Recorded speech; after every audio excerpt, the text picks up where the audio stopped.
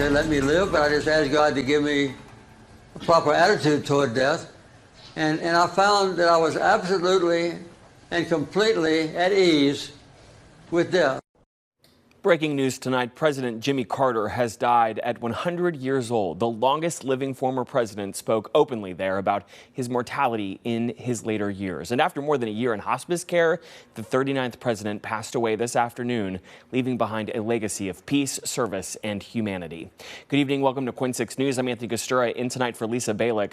Former President Jimmy Carter, a champion of peace and democracy, is remembered more for his post-presidency than his time in office. Our Ariel Salk joins us live tonight. Ariel, a lot of political figures tonight are weighing on his passing.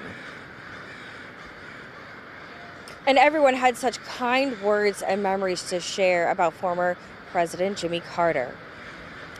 Now, Carter, the peanut farmer who won the presidency in the wake of the Watergate scandal and the Vietnam War, endured a humbling defeat after one rocky term and then redefined life after the White House as a global humanitarian. Local executive director of the Oregon Historical Society, Carrie Timchuk, reflecting on that time Carter came to visit Portland while in office in May 1978. Landing at, on Air Force One, he stayed the night with an average, ordinary American family.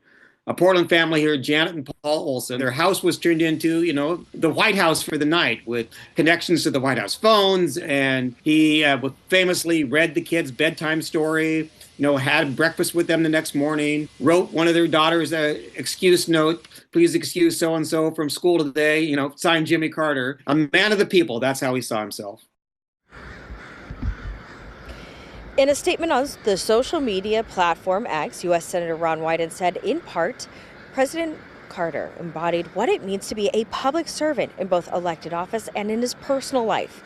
U.S. Senator Jeff Merkley saying in a statement, a fighter for civil rights, climate action, protector of public lands and iconic rivers, builder of good family homes, Navy veteran, humanitarian, whose tireless efforts have saved millions of lives.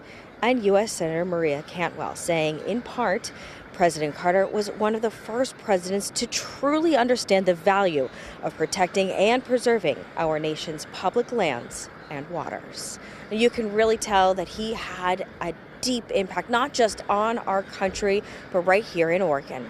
Reporting live in downtown Portland, Ariel Salk, back to you, Anthony.